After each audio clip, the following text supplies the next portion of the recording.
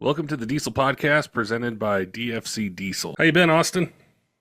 Man, busy, busy, busy, busy. It feels like I just chatted with you like right before UCC and then gosh, we're past it. You've been racing, doing other things. I'm like, man, I got to catch up with Austin, see what it was like at UCC and see how your trucks are doing. So, welcome back and yeah, let's start with the Ultimate Callout Challenge. Like tell me, before you gave us like a preview of kind of going into it, your mindset and everything, but what was it like being there? Hectic. Uh, there was a lot of things done this year from the UCC standpoint that I was very in favor of and appreciative the way things were ran this year. Chris and all of them did a amazing job and put a lot of responsibility on us, especially on drag race day. Drag race day seems to be the biggest gripe a lot of competitors have. And this year, they basically told us in the first drivers meeting, like, hey guys, we got weather. There's weather in the area. It's been raining in Indiana for what I feel like every weekend for the last 5 weekends. Uh, whether it's off and on or consistently. And they said, I can guarantee you 2 passes today, three, maybe four. We're stretching it, but we're going to try. But they said, you got to be in the lane by this time. And if you're not, that's it. You don't get your pass. So there was a lot of there's a few pictures floating around of me laying underneath my truck because if I get in the lane by this time means, hey, you're going to get in this lane and wait 40 minutes, which I'm used to at drag racing. But still, I was like, dang, I thought this meant get in the lane, let's bust a pass out and get back to the pit. But I don't know. I enjoyed it. I had fun. The truck did what I thought it would do to an extent. And then it had another gremlin on drag race day that just plagued me. Like, I feel like building an all around UCC truck is a pain in the butt and it's very hard to do. So I bring a drag truck to try to make it compete in UCC. So I should really focus on the drag race, and that should be my strong point. Like Josh McCormick said, his weekend goes up all weekend because he drag race is his worst thing and sled pulls his funnest thing. Mine goes down all weekend. After drag race day, man, it is. I hope I don't blow it up on the dyno and sled pull this year. I learned that I have a lot more to learn. What But was the drag racing like from like a performance standpoint, or how happy you were with it, or maybe challenges? Like what did you think of that portion of it? so day one, drag race day, everybody was fast. I think we had 10 trucks in the fives, which I don't know if that's, I know there's always been a couple really fast guys in UCC, but I don't know if I've ever seen the field be overall that fast. Um, you know, uh, there's some people surprised me. Poor boys Diesel, obviously, they came out of the mega cabin. They beat me by 100. As for myself, we only went 542. So I was very upset. I was very like confused. We switched over to instead of being a mechanical IPR and stuff from Jesse this year, he came out with his new IPR and ICP setup that allows the computer to control everything. So we can set much higher rail pressures in the 6 liter than what most people know. I mean, we were running 6,000 PSI of ICP all day. And he dialed in my tune on his engine dyno on a sled puller's truck because it's same engine, just different turbos. Gosh dang it. Same engine, just different turbos, but everything else is same bore. All that was the same. So he's like, let me just dial it in here. Well, that sled puller uses my same injectors. So Jesse not he tuned the sled puller's truck and we put the sled puller's truck in my truck and it should have worked the same. Just I'm adding a lot of nitrous to make a lot more power. Well, I guess in the sled pulling world, when they get pulled at the end of the track down below like 2,800 RPM, Jesse cuts the rail pressure way down so it doesn't make a crap ton of torque and blow its guts out on the end of the sled pull track. We kind of all overlooked something again, and he never took that out of my truck. Well, I shift at 4,000 RPMs in that truck. It sounds like a lot more RPM, but it's not because my camshaft profile just does not make power much above like 4,100. Hey, Diesel fans, we wanted to let you know that our friends over at Kershaw Knives have a 20% off your entire cart discount code for you. If you go to kershaw.kaiusa.com, use code TDP2520, get you 20% off your entire order. They got a bunch of different choices for blade steel, blade shape, different handle designs, different opening mechanisms. So if you're in the market for a new knife for EDC or hunting, fishing, around the job site, around the house, they've got you covered with a bunch of different choices designed to meet any budget. We really appreciate them offering that discount code just for you guys. So if you're in the market, head on over to kershaw.kaiusa.com and use code TDP2520 and get 20% off your entire cart. So on the 4R, when we do the 2-3 shift and then bring a lockup in, I drag that truck all the way down to like 2,500 RPM, and it's like 2,500 RPM, 120 pounds of boost, and all the nitrous. So it's making all the torque, but it's only there for a split second. Well, what I thought was a split second. We never took the ICP cut out, so I kept experiencing at like 300 feet, the truck just like lay over on its face, and I'm like, and then it would all of a sudden come back to life after like a half a second, and I was like, what in the heck is going on? I told Jesse this is the problem, and he's like, "We'll get a data log. Like, we got to know what's going on. Like, I don't know." He's trying to do his truck. I'm trying to race the Pro Mod and focus on this truck. I wanted to really get a one and done. We had the same tune up in it. Realistically, nitrous wise, trans wise is everything, and the engine's going to make close to the same power as what went 5 teens in Pennsylvania at SPE's event at the end of the year last year. Like, nothing else has changed. So I was hoping to bust off like a low 20 or a teen and park it for the day and focus on pro mod racing and watch everybody else try to chase it and see if I needed to come back out.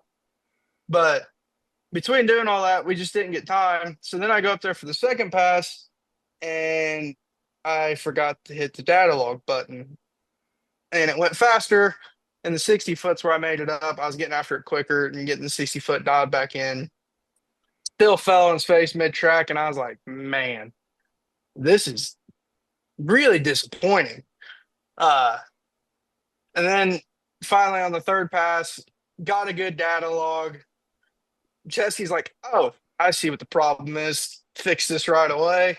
Go up there for the fourth pass, and here comes the rain. And I was like, gosh darn it. We lost the drag race by, I think poor boys Beazle beat me by like 200ths of a second. And I was like, this is racing. They call it racing and not winning for a reason. That's all there is to it. I imagine that was probably really frustrating because you have like the time crunch, right, and the weather and these other factors and a limited number of runs that you can't go back out there and do it. Whereas it was a quick fix once you guys learned what it was. Yeah, it was, but between the chaos and everything and running pro mod, I mean, did I bite off more than I can chew? I don't think so. I was having a good time. Everything was fine. My team was keeping everything under the ropes. Uh, we're already making preparations for UCC next year. We're going to be prepared and tested and ready to go. That's for sure. What about the rest of the competition? Like, what was that like? Because you mentioned like the first day is like your highlight day, and then it just kind of it goes down from there. Well, no Powerstroke's been over 2K on the Superflow. Well, as of at that point. Uh, I would say the two contenders to go over 2K were definitely me and Jesse, have been for like the last year and a half or so. I I dangled the carrot out in front of I call him Pappy, out in front of Pappy's face when I broke his dyno record and went uh I did 1,931 horsepower, beating by like 4 horsepower. And I was like, okay. And then he comes with the billet 7 liter and buys a whole truck just because he wants to get on the dyno. And I was like, this seems unfair. Uh, he gave me another set of injectors. They are slightly smaller than the set of injectors he used. And I was like, aren't handicapping me. I was like, I see how this is going, Pappy. And this is all playfulness. Obviously, we're just giving each other shit. Obviously, he is the reason I am where I'm at. But I went up on the dyno, feeling pretty confident. We actually had a rather small dilemma going on where there was a point where I thought Jesse was going to have to run my truck on the dyno because E1 of Pro Mod was in the staging lanes when my truck was next on the dyno. And I'm like, okay, somebody else can drive my truck on the dyno. somebody else cannot drive this pro mod right now. I was like, crap. So yeah, that was an interesting moment. It all worked out. I was able to get back to the dyno in time to pull it on there and strap it down and do my thing. But it was the run was very we calibrated very fast. Me and Cody Pulliam are finally getting a little bit of a rhythm and handle on the new gearing, and we're on an understanding of where I want to start my runs ahead of time. So with the concrete filled all the way through block, my heads are concrete, my block's concrete, getting on the dyno and just sitting there cruising at 20 or at 2000 RPMs, kind of like, come on, man, hurry up. I'm starting to see steam. Like things are getting warm quick. But we got through there quick. The run, I looked at him and he said, we're good. And he put the load on it, pulled it down to about 2,500 RPM. And my goal is to start at 2,800 RPM. I brought it up. I tapped the brake a little bit, and I'm kicking myself in the butt for that because I thought I needed to load the truck a little bit harder. In all retrospect, looking at data logs at 2,700 RPMs, it was making 90 pounds of boost and it was ready to rock. So I tapped the brake, which it it affects it. The dyno's a game. It's all timing and doing everything. Uh, I stabbed it. All three, four kits of nitrous at the time came on. It came to life. And right at the top of the run, I heard a pop and I was like, oh gosh. I was like, don't tell me that was the engine. I lifted and quickly I could hear what it was. And I only have a single boot on my whole compound turbo kit, and it's to connect the low pressure turbo to the high pressure turbo. So the intermediate pipe comes across in the front cover of my turbo. Instead of welding a flange on, I have a boot. It's V-banded on one side. We've never had much of a problem with it. Something funky. It pushed off the front cover, and we ended up with 1,884 horsepower, but it made 2,964 foot-pounds of torque. And I was like, yeah, them stock wrist pins in there were really loving that, I bet.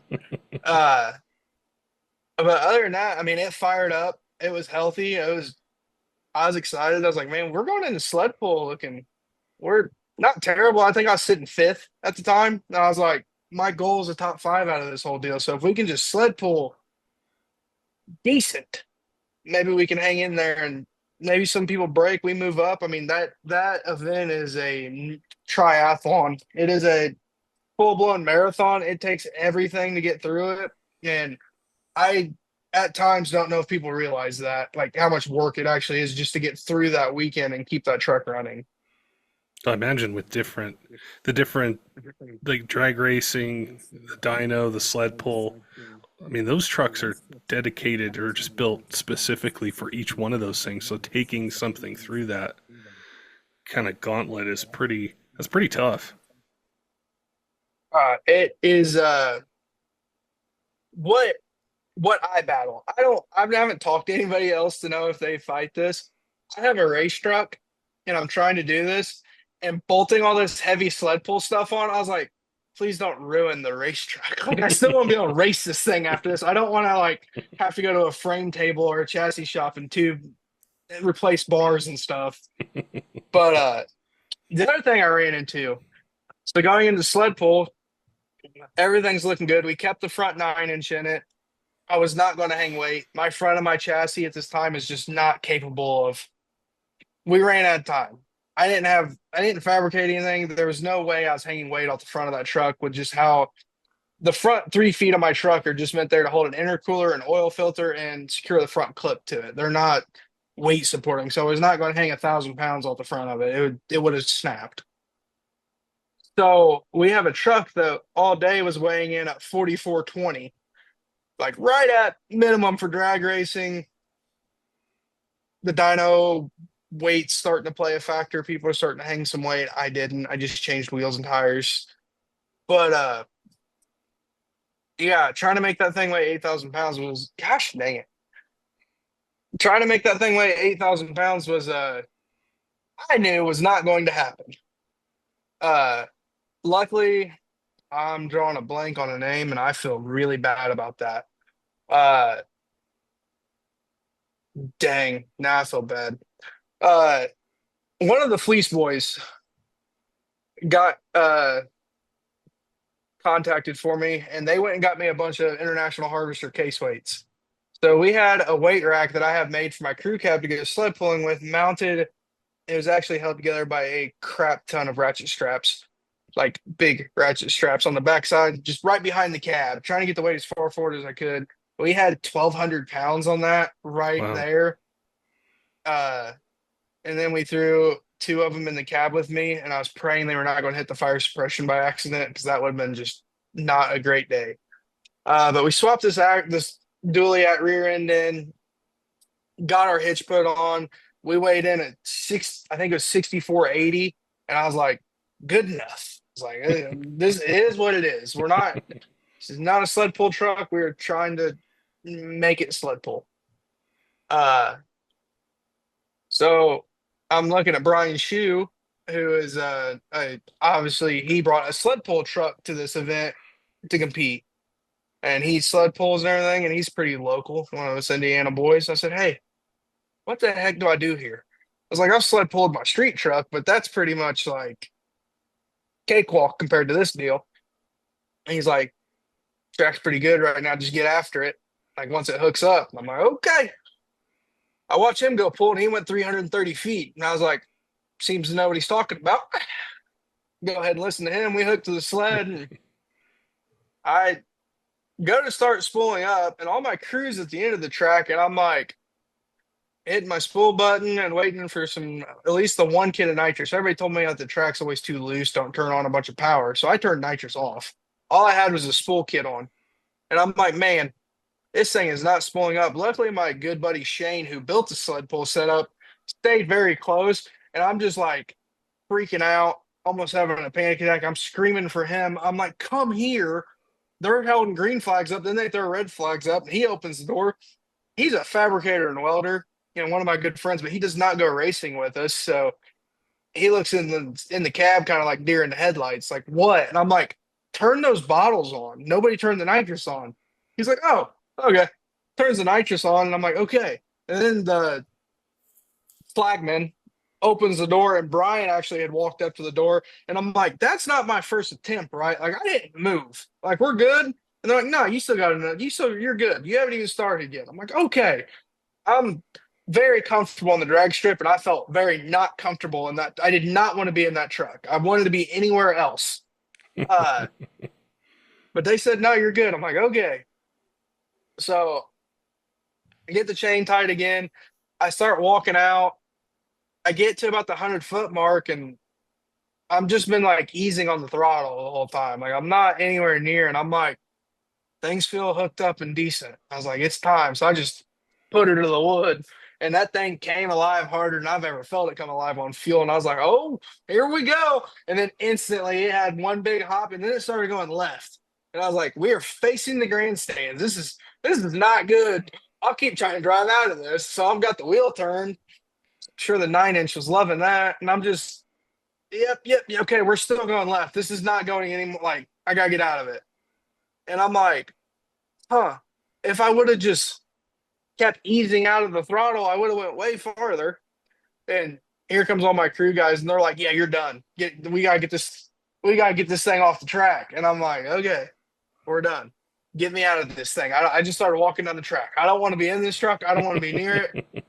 I don't know what we just did to it, but it felt violent and not great. And my back hurts because we had the solid suspension stops in, and my seat is a race truck. My seat's bolted to the roll cage. So everything that we were getting, every one of those hops is going right through my back, which I already don't have a great neck. So everything hurt.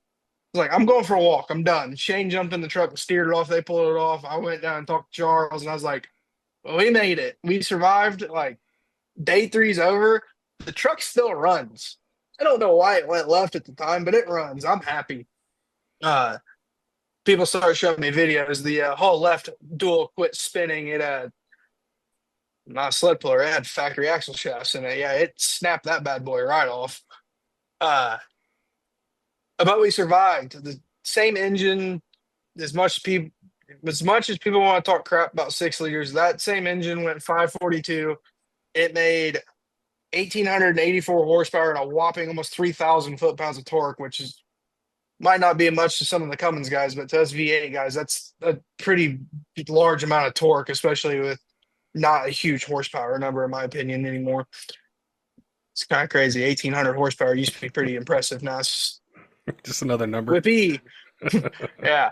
Uh, but I was pretty happy. The same transmission. I didn't have to. We didn't even look at it. All we did was change the PCS tune for the dyno and for the sled pull. So I was pretty happy. At the end of the weekend, we ended up falling to seventh.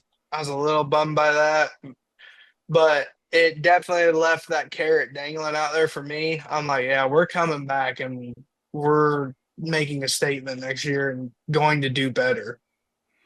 When you think about that carrot and the things that you learned this year, what would you change? What do you think the plan's going to be for next year? Would you do like a different truck? Maybe that's you do the same truck.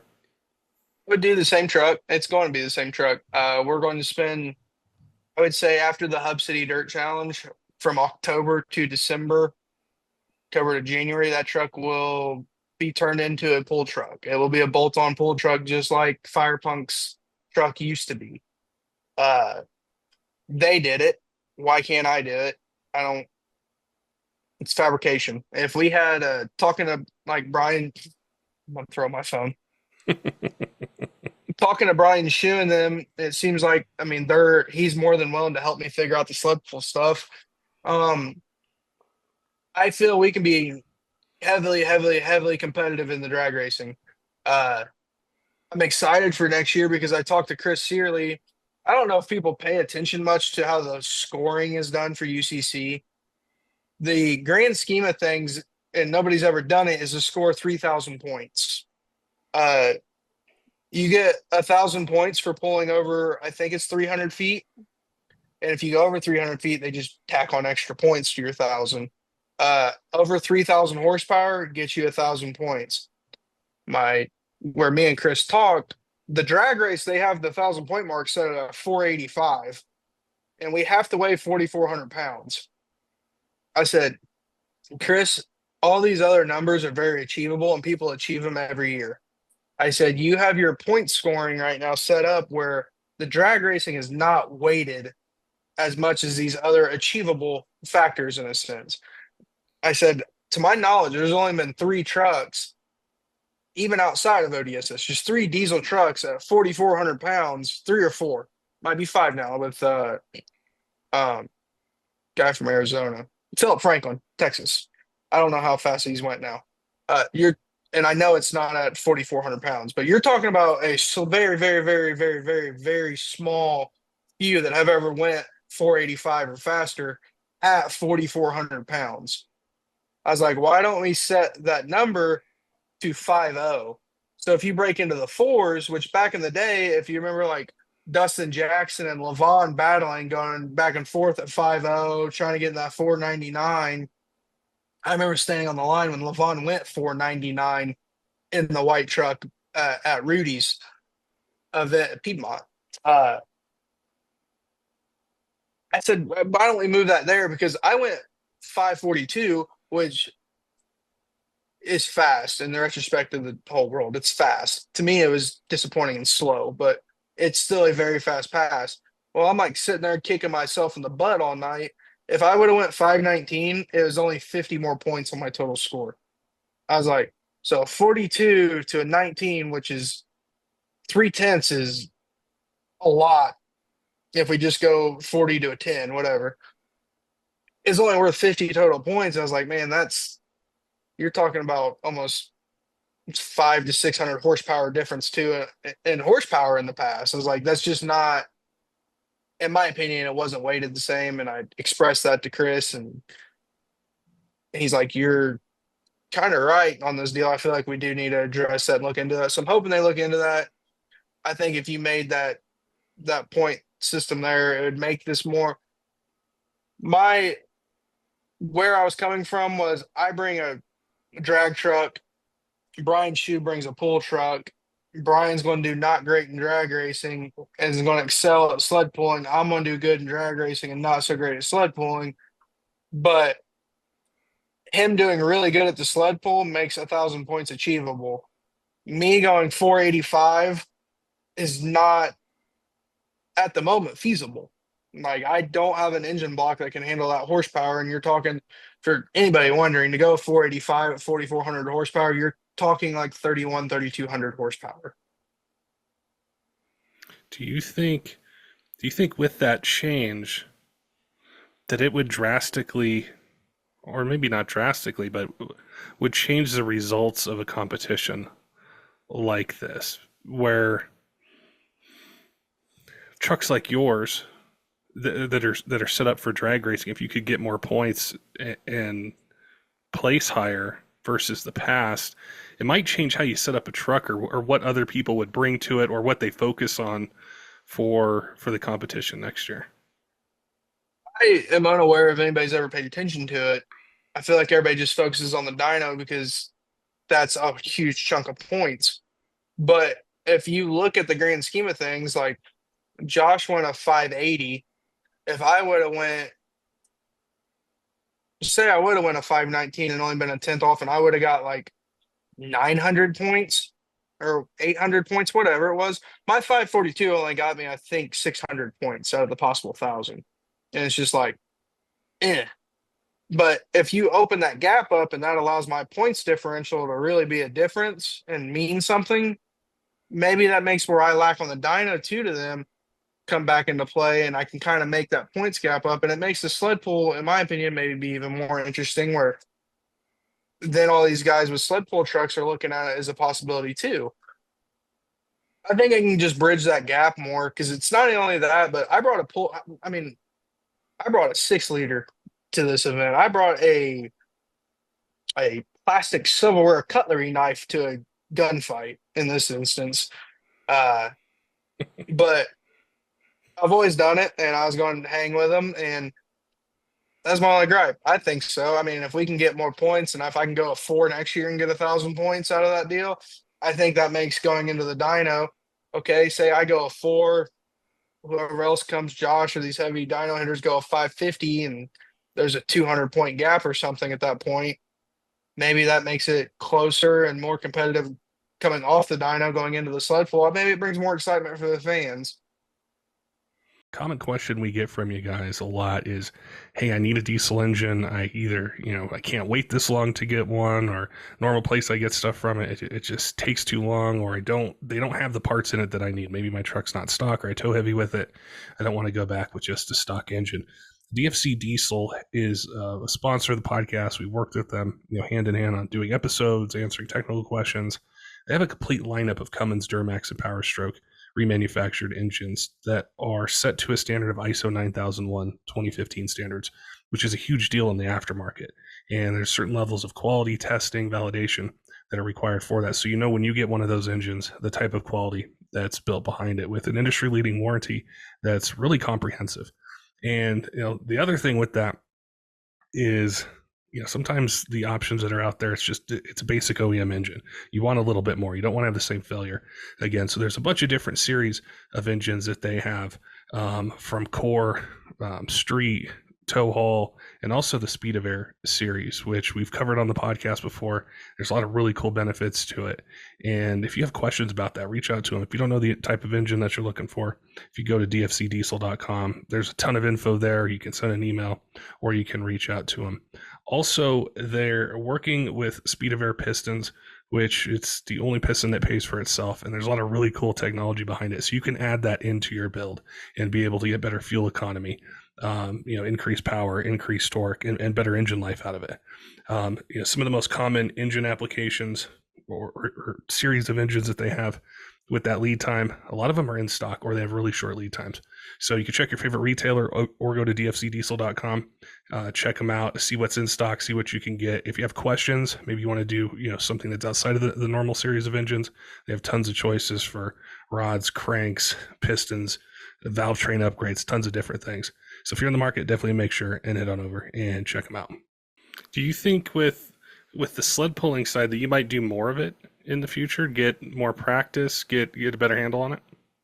There's the county fairs are kicking off real hard here in Indiana, and everybody keeps asking me like, "Man, we can bolt the sled pull setup back up in about 30 minutes." And he's like, "I got this old sled pull axle from before I went super stock sitting here with like 37 spline axles and a spool and stuff." And I'm like, "Gosh dang it, guys! I just like drag racing during the summer." And they're like, "Yeah, but we need to practice the sled pull and stuff." So Shane's already on me. I have a Super Duty front axle, so we're gonna swap both axles next year. I just have to make some mounts for my rack and some new tie rod ends so I can put the rack on.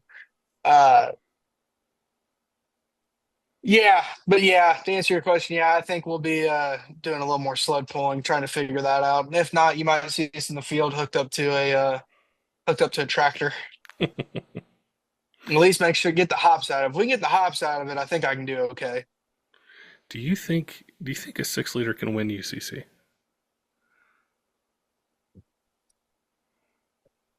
Thanks for putting me on the spot. I think anything's possible. Anything is possible. I won an ODSS Pro Street event with a 6 liter, having to race Justin Ziegler in the finals. Uh, Anything can happen. You got to show up. Like I said, they call it racing, not winning. You got to be in the race to win the event, though. Uh, I think Charlie Fish came third one year, came out of nowhere just because he pulled good at the end and nobody else made it. Do I think? I think any platform. Well, both the other two platforms have already won. I think a Powerstroke can do it. I think a 6 liter can do it. I think it comes down to a team and having a dialed and lined out setup ready to go.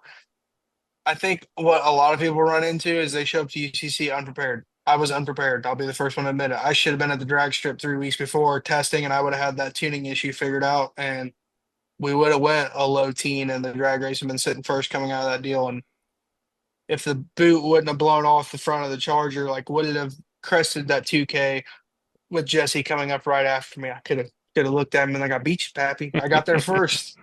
Uh, but yeah, I think it's doable. I think that event relies a lot on a good crew. It relies a lot on having a truck that makes it through the whole weekend. Yeah, I think it's doable. I think if we bridge the gap on the dyno a little bit, I think Greg, I know, is going to come out swinging next year. I know he's already throwing around that 4,000 horsepower number, which is frightening, honestly. On a chassis dyno is kind of scary. But if we can bridge that gap, if I can make 2,500 to the wheels, I know we can make the horsepower. We do it all day on Jesse's engine dyno. It's just getting it through the chassis and learning to play that game. If we can get that accomplished and really make that closer, I foresee, yeah, we can be right there hanging with them. Do you think a big part of that's going to be a jump in power? Like you mentioned 4,000 horsepower, and I think back to just different events or dyno things, or just trucks that would go out there like in different competitions that we would see in the past, where they make it like, say, the biggest number, but they're not the fastest truck because there's other parts of drag racing besides just power. And you think of this event with drag racing, a dyno number, sled pulling, it seems like you'd need a more versatile setup that maybe isn't maybe doesn't dominate or doesn't dominate all three phases, but you can do pretty well in two, and then one of them, you would finish first, where you just hang there and be able to compete with something that, say it does hit 4,000 horsepower. Is it guaranteed that a truck like that's going to do all three phases really well? It's not going to break or have a catastrophic failure. Like, I think that factors into this so much more when I look at the type of competitions that are out there. It's about survival, consistency, and just kind of hanging towards the front of the pack, and then breaking through on one event. It was kind of our philosophy and my plan, I guess, going into UCC until every plan's great till you get hit in the face. I got hit in the face real early. Uh, I wanted to dominate the drag race. I saw a 590 sticker on Poor Boy's Diesel truck and saw a mega cab Dodge, and I thought, okay, maybe a 70 out of those guys, not really even on my radar. And then Simony, my girlfriend, God bless her, she had my phone all weekend trying to follow the Facebook chats for ODSS and UCC, keeping up with the text messages, tell me what truck I needed to be in and where I needed to be. And I felt very bad for her because I has to feel like she's trying to herd cats. Uh, she looked at me and I always had one crew guy after we made a pass, like, hey, stay and watch the other 12 competitors, 13 competitors, and tell me where everybody's sitting at or running because the scoring wasn't working. She looked at me and said, every time we made a decent pass, she goes, the poor boy's diesel truck just went like 100 faster than you. And I'm like, kidding me? Like, dang it. Uh, but credit to those guys. That thing is a rocket ship for how big it is and what it is. But that was my goal: dominate the drag race, try to put a couple tents on everybody that was there, and survive Dyno Day. And then the sled pull. I mean, dude banged all weekend and was busting his butt. Cody Hawk goes to let off the brake there in the sled pull, and it snaps all the flywheel bolts or whatever. Like, dumb things happen in that sled pull after these trucks have been through torture the last 2 days. It's a toss up at that point. You just got to survive to the sled pull and then hope you can sled pull well, in my opinion. And that was my goal. I was like, just keep me towards the top through after the dyno. Like, I was sitting, I think, like I said, fifth, and I was like, we're here. Like, let's go. What was the atmosphere like? You talked about that with me before, the atmosphere at events, and that always stuck out with me about the interaction that you have with people, or a younger person comes up to you and is really excited. Did you have any of those moments this year? Um, I didn't have a well, kind of. Barrett is Sony's boy, and I've definitely, he's my best friend now. He's a little 3-year old, so he stayed with his mom because we didn't really know if UCC would be the first great event to take into in terms of us competing and doing all the rambunctiousness that we were trying to do of running all these trucks. As a spectator, always bring your kid. It'll hook them for life, I think. But it was just hard with her trying to herd me around and me not really going to be able to be much help. But we'd FaceTime him before most passes, and just seeing him, that was awesome and it made me happy. And he was getting into it and asking how I was doing. But the vibe there was crazy. I think ET had like 130 trucks or something. They were lining them up both ways at Lucas Oil, and I was like, okay, this is what we like to see. I mean, ET's where everything starts. You gotta get everybody in ET. If you want to start drag racing, ET's where you're going to start and learn probably. So it was awesome to see that much people turn out and want to race and be interested. And even with the weather, it was packed. Everybody was in good morale despite it, working through it. Wasn't too many oil downs compared to previous years, I don't think. So that was a big positive. Wasn't much downtime. So I haven't really got to talk to many people. I hope it was a good show. I think it was. At least there was actually a good crowd for the sled pull on Sunday, which made me even happier. Yeah, it looked packed from the videos that I was seeing, some of the live feeds and stuff. It looked really busy on Sunday. Yeah, it was good. Usually Sundays like that, end of the day, end of the weekend, everybody packs up and goes home. Vendors close early, and there wasn't much of that. I even after we got done sled pulling, and was having our kind of drivers meeting. There's still a lot of people just hanging around the grounds and stuff. And I was like, it's hopefully a good sign. Yeah. Yeah, it was cool. It was cool to see. I think to see it and watch it, from my end, which is, remotely watching it, but just it's evolved so much from like the first Ultimate Callout Challenge to this one, and I think specifically like with the Powerstroke stuff. Like I think it's a better event when all three are doing well or hitting different milestones that they want to hit, because I found this with the podcast. Somebody asked me once, like, how many Cummins owners listen, or how many Duramax or Powerstroke, and any sort of data I've tried to get, it's about a third of each one. And it's like, I think if you get too focused in, not just with content, but like, like racing, like people who are showing up, there's gonna be people there who love Fords and don't care about the other two brands. There's gonna be people who love Cummins, don't care about the other. Same thing with Duramax. So I think the better representation that's there, you're able to pull people in, get somebody interested, and like that's their brand, that's the truck they like, that's the engine that they like, that's the racer that they like, and you pull in more people. I will never talk crap about them because um, I suck at it apparently. But when you go to watch most sled pulls, I felt like for a good 2 year stretch there, it was like, all right, here comes another second gen Dodge. All right, here comes another second gen Dodge. And it was just repeatedly. And now the Duramaxes are with Wagler pushing them and everybody pushing them, and the DHD guys, obviously, they're starting to come on real strong. Jesse just came out with his mechanical monstrosity of a billet 7 liter, which is I'm glad to see that thing finally. We went to its first hook, a first attempted hook last weekend or 2 weekends ago, right? The weekend after UCC when I went dirt dragging. Uh, Getting to watch that thing, just hear it fire up and stuff, and seeing that come around, and Chris Kiesack's hand grenade with a 6 liter, and just seeing how much pulling has changed, where it wasn't a bunch of second gen Dodges up there in northern PA. It's 6 liter country instead of Cummins country. It was 6 liters everywhere. I was kind of taken aback a little bit, but I think that does help. I mean, it makes everybody more interested, and like you said, makes people happier, makes people more pumped. I've had a lot of people walk up before like, I don't care how you do, you're here doing it. That's what's more impressive. That was a big thing after UCC. A lot of people said they were like, a lot of people congratulated me, saying they're proud of me and good just to know me and stuff. And they're like, you just completed UCC with a 6 liter. And not just a 6 liter, like the same 6 liter you started the weekend with. Like you didn't touch the engine. And I was like, you're right. And it just seemed like a lot of people were pumped on that. When you look at where 6 liters are at and at this power level and this the speeds and everything that they're doing, how does it make you feel as an enthusiast of that engine? It makes me excited. It makes me excited for the future. I I don't know. I enjoy being that underdog.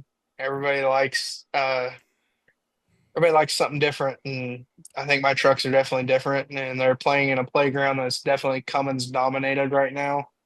Uh but we're catching up. We're coming, and I think it's making a lot of people excited. And I think it's also making more and more people come out now that are kind of like, I don't know what the word is. The forgotten few, the forgotten people.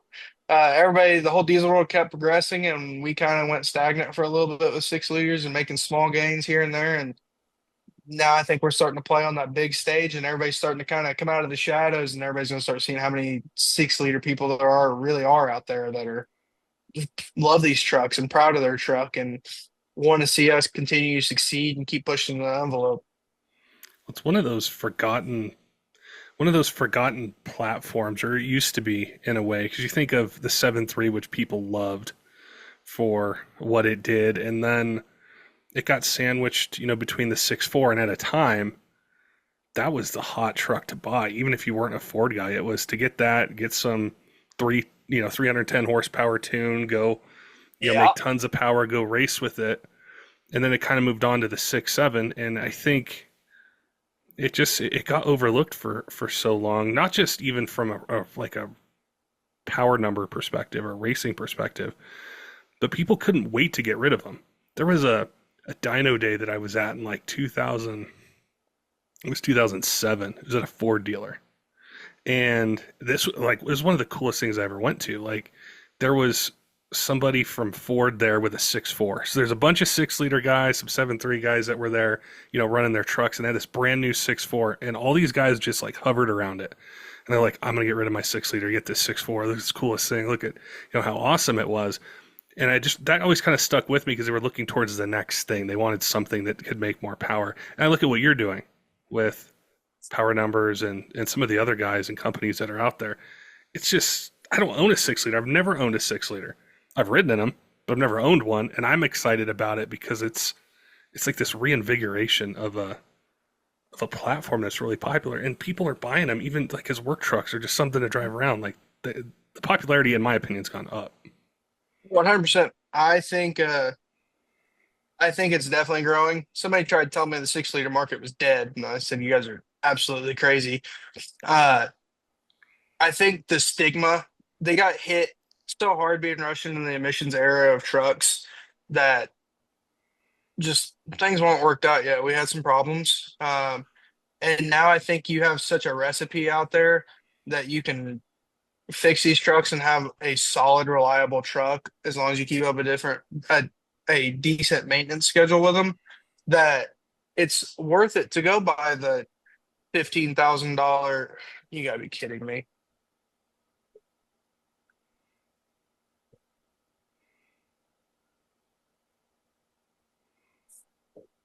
Oh my gosh. It's spam calls too. I get tons of those.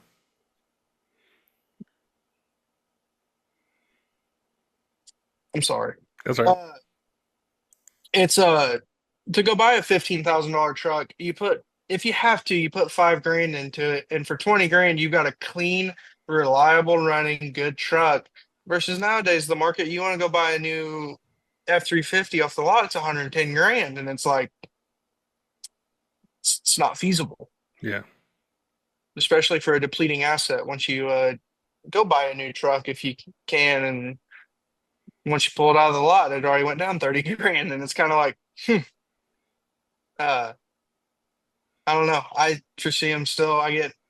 It still cracks me up because I still get questions daily from everybody like, just got my first 6 liter. And I'm like, man, there's still people buying them. It's so great. Well, you're right. Like when you go look at the price of a new truck and you think, well, how much am I going to put down on it? And you know, either putting a lot of money or financing it or whatever it is, and then you look at something older that you might not even have a payment with it.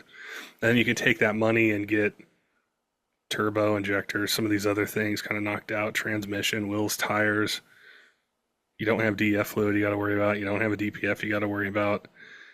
It's I see the selling point of it.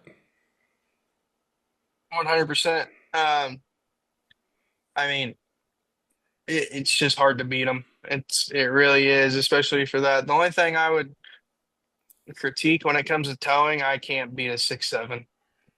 Could if I really dedicated a whole truck just built from a 6 liter to go towing with. But if I go hook to my 50-foot race trailer, it's getting hooked behind a 6.7.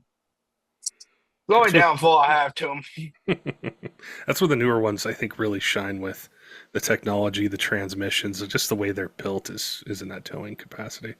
Now Yeah, for people that want to check you out on like either out there racing or at different events, where are you going to be at this summer?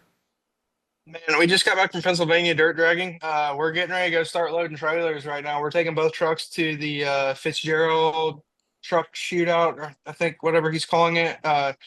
It's in Crossville, Tennessee, the next stop on the ODSS tour. So we've went racing 3 weekends out of the last 4 weekends. So it's been a little brutal. I'm looking forward to a little bit of a break, do some testing. But yeah, we're loading up going there. Then we'll be at after that we'll be in Bowling Green. I'd like to see that event be packed out. I mean, Kentucky, you got to get out there. That's also a Beach Bend. If you guys have never been to Beach Bend Dragway, it's that's like a bucket list racetrack for sure, especially with the water park sitting right there on the side of it. Uh, it's iconic. Then the Shy Diesel Extravaganza at the end of the year there for to close up ODSS. That will be that's always a banger when we get there with the PPL guys. Hot Shot Secret title sponsors both of us now, so it's pretty cool. I'm excited for that. And then it's time to fully put the boggers back on the Pro Street truck and go see what county fairs I can find before Hub City, and then go up to the Hub City and try to win that for the third time in a row. It's cool. You got a busy summer. Man, it don't stop. You can't. I've said it too many times now, but you can't win if you're not in the race. So might as well try to go get as many races as I can, see if I can get some wins. If I love like when we've done podcasts before, if people will sometimes message us and be like, "Hey, I want to know more. You guys talked about this," and I'm like, hit up Austin. Like he knows way more about this than I do. What's your Instagram account if people want to reach out to you and ask questions? My Instagram is Austin Denny 6.0. Uh, Facebook, you can find me. It's just Austin and Denny. I think it's a picture of me and my helmet is my profile picture, like me in one of the trucks. TikTok would be another big one. I'm pretty sure it's Austin Denny 6.0 as well. That's where I'm probably the most active anymore. If you have questions or want to hit me up on there, I try to answer as much as I can. I do work a full-time job, so I try not to be on my phone too much. But I'll get to you eventually, and I'll try to answer your question to the best of my knowledge. I might not be the best at wording things and trying to explain them how you want to how to make people understand everything, how my mind works, but I'll figure it out, and we can work through things together, and we'll get you heading in the right direction for sure. I think it's really cool. People can reach out to you and ask questions, and maybe it's about drag racing, maybe it's about just 6 liters in general. Like you gave some really good advice on one of our other episodes about like how to build a 6 liter, like what you should start with, not for a race truck, but just from like reliability standpoint and kind of having fun with it. So I always love chatting with you, Austin. It's really cool to see what you're doing with your trucks. I appreciate you taking us through this year's UCC, but then looking ahead towards next year and dialing it into that level that you want to hit and being able to do it. So I always appreciate your time chatting with you. It's always a great time. Absolutely. I'll holler at you later. Don't forget, diesel fans, make sure and head on over to Kershaw.kaiusa.com. Use code TDP2520 to get 20% off your entire cart. If you're in the market for a new knife for hunting, fishing, EDC, something around the job site, around the house, they got you covered with a bunch of different choices for blade steel, blade shape, handle design, different opening mechanisms, and their whole lineup's designed to meet any budget that you might have. We really appreciate them offering that discount code just for Diesel Podcast listeners. So again, if you're in the market, head on over to Kershaw.kaiusa.com. Use code TDP2520 and get 20% off your order. Also want to give a shout out to some of our Patreon supporters, Tyler Lowen at 23 Diesel, Robert, Cutter Up Rob, all of our other Patreon supporters, all of you who subscribe on YouTube and podcast apps. Follow us on social media. We appreciate all your support here in year 9 of the Diesel Podcast and look forward to bringing you more of the content that you want to hear in 2025. Till next time, keep the shiny side up.